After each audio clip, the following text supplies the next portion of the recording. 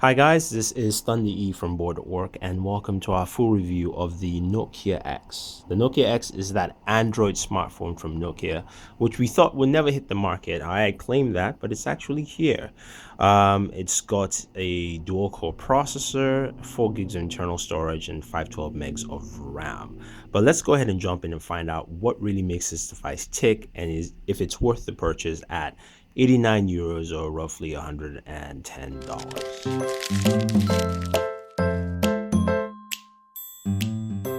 So we mentioned the Nokia X is powered by a dual-core processor in here. Now this is a Qualcomm dual-core processor, but it's not a Snapdragon, or it's not part of that Snapdragon line. So you will actually notice some deficiencies there. But before we get into more of that core detail, let's look at the device overall.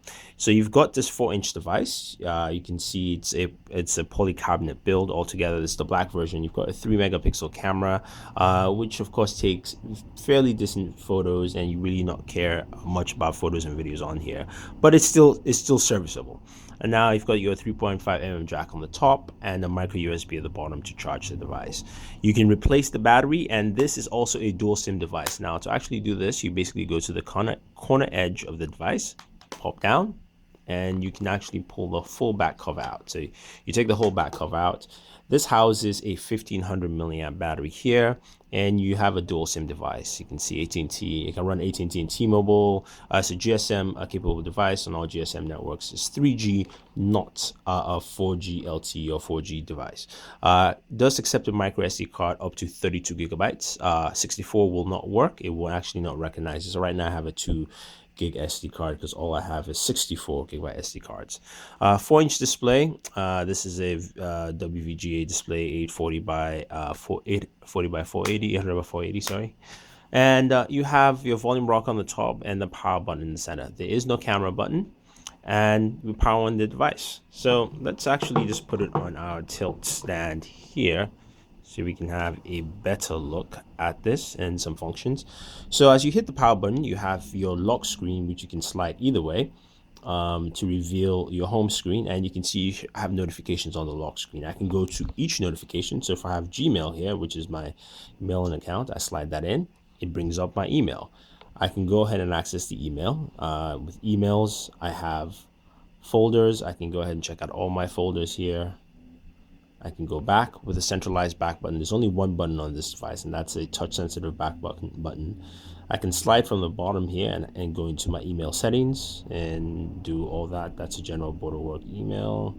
So we'll go back, and here we have it. So that's the email for you. Now if I lock this again and I'll bring this up again, you can see I can jump into any different function I want, or I can slide left or right, and that will take me back here. So here's your home screen, and this is what the home screen looks like. You have your applications, and you can scroll up and down to add more apps. You can see it's very Windows centric, and Nokia went a long way to make this device have more of that Windows feel. So basically I can customize each tile.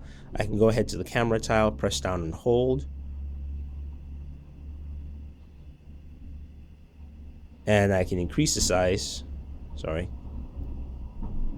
I can increase the size, or I can decrease it into a square box. And I can also move it to a different location. Now, also that being said, you can use that to create a folder if you want to, and create a new folder here, and done. I'm just going to leave the folder blank. Head back. I don't need a folder. Or I can go in here and choose a widget and put a widget. You can actually set up widgets on this. You can see how the device runs, and that's where some of my problems come with the Nokia X. In terms of functionality and how well they've actually adapted Android, I think they've done a very good job. But the processor choice basically leaves a lot to be desired. So you find that some of your activities tend to run slightly slower than they should because of the way this actually functions. So I'm going to take a Twitter widget here. I'm going to select this one, tweets only, done, mention, and so I have a widget there. So I can put a widget on my home screen, and you have that home screen here. You can see I have a folder with apps for games, which I selected there, and you have this kind of functionalities all together. Now if you swipe to your left, You have your fast lane. The fast lane shows what you've recently done. So you can see my Gmail, had an email app open.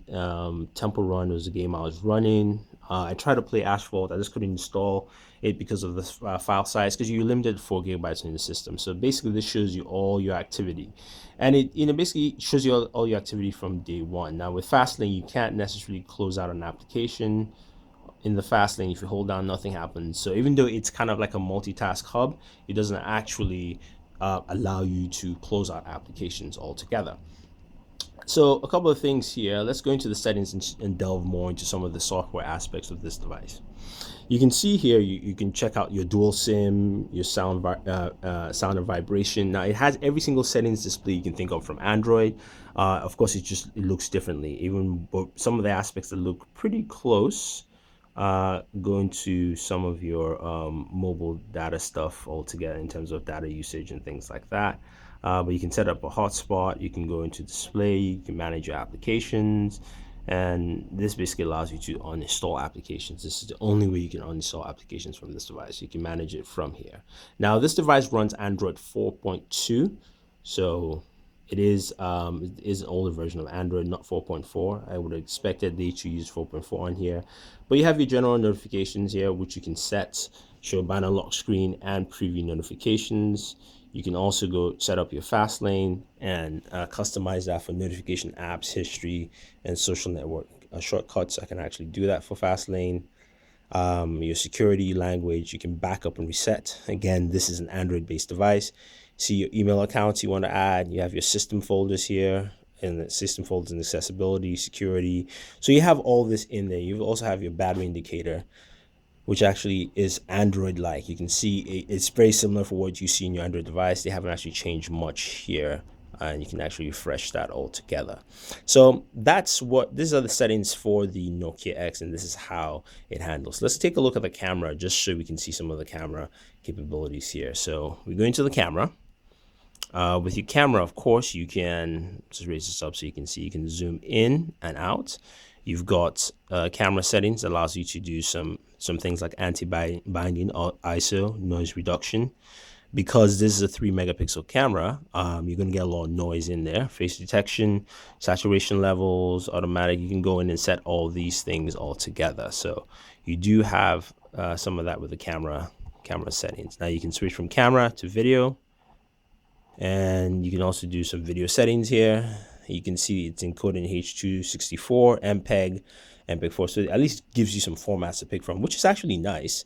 Video duration, you can keep it for 10 minutes or 30 minutes. Those are the lengths of the videos you can actually do.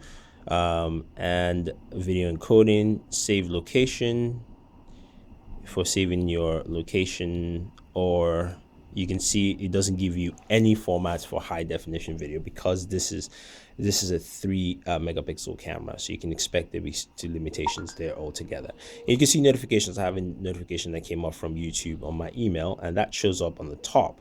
Now it shows up on top, but there is no clear notification hub at all, but it does show up in the fast lane. So it does show up in the fast lane, which is technically your notification center, and you tend to use your fast lane for that. And it's still nice. It actually works as a notification center, even if your notification disappears and goes away. In terms of file management, the Astro file manager was installed, and you can, of course, you have Nokia Maps, you have some of the Nokia applications, and they run well. Now each application runs well on its own. It's just when you start running a lot of tasks, you can see the processor starts slowing down, and it takes its time to move from app to app. Now, the one thing I forgot to mention, at the very top, you can see there's 2 SIMs. So SIM 1, I have an AT&T SIM there. SIM 2 has nothing, so there's no SIM. If there was a SIM card in there, it would actually let you know there's a second SIM, and you can switch between SIMs by tapping on that on there. Let me just show you some games on here. I know we had mentioned gaming on here. Now, if you're playing a basic game like, say, Temple Run, for instance, yeah, this is Temple Run. It works well, and it's pretty easy to handle because the game is basically, it's not a heavy game to play. See, it's just loaded up yet compared to other things. And that's the volume bar, and that's the way the volume bar looks. And let's go ahead, let's play Temple Run game. So you can see there's no slowdowns or anything like that. Completely missed all the coins because I have to tilt.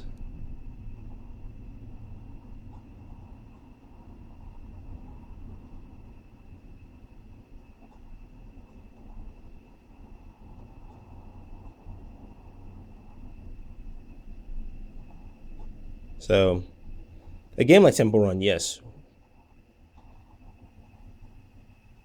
will work out pretty well on this. And you can see I have to tilt left and right to dodge and all that fun stuff, but I should be, oops, there we go. So you have that works with ease with such a game. So if you hold down, that takes you back to the main menu. You can see how I say mention some of the slowdown. It tells you please wait because it can't do too many heavy tasks at once, and that's one of the main problems I have with that. I think it's just because of the processor choice and what they've done here. Overall, I mean, it's still it's a for a basic device. It does a fairly decent job. My only problem is that Nokia already has a device that does this at the same price point and more effectively. And that's one thing that kind of bugs you with why they went through this approach, especially with the processor and also with the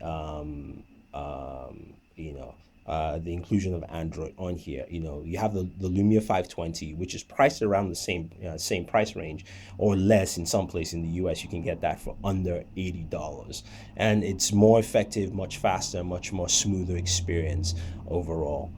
So here's the Nokia X. If you have any questions or any comments about this device, let us know. Before I actually forget, let me just show you some photos on here. Let's see. Here's a photo, keyboard photo here. Here's another photo. You can see as I zoom in, you lose some of that saturation. And here's a photo of the car.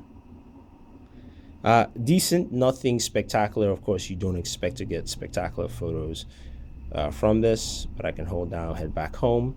And again, it's not a bad device, but like I said, if you're trying to pick this up, if you're in a market that doesn't have this, you'll be looking at roughly around 160 on eBay to pick this up.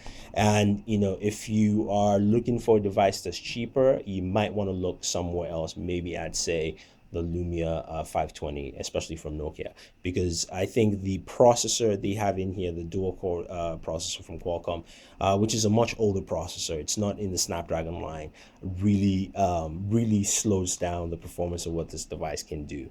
It's not a bad device software wise. I like some of the software optimizations for it. Most other Android devices powered with a dual core processor will never run this smooth, so I give Nokia props for that. But I just think that they could have done more with this altogether. Like I said, it's not a bad device, but there are many other options, especially from Nokia, that will fit there. But if you're looking for something that's Android from Nokia, this is what you're gonna get.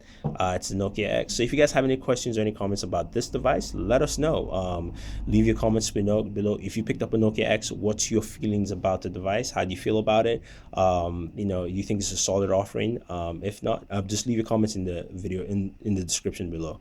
I will say though, it is a dual SIM device. So if you're looking for something that's dual SIM, this probably will work well for you, especially with phone calls. I would tell you phone calls are clear and crisp, very sharp, and work very well. So that's it, guys. Thank you very much, and always enjoy entertainment.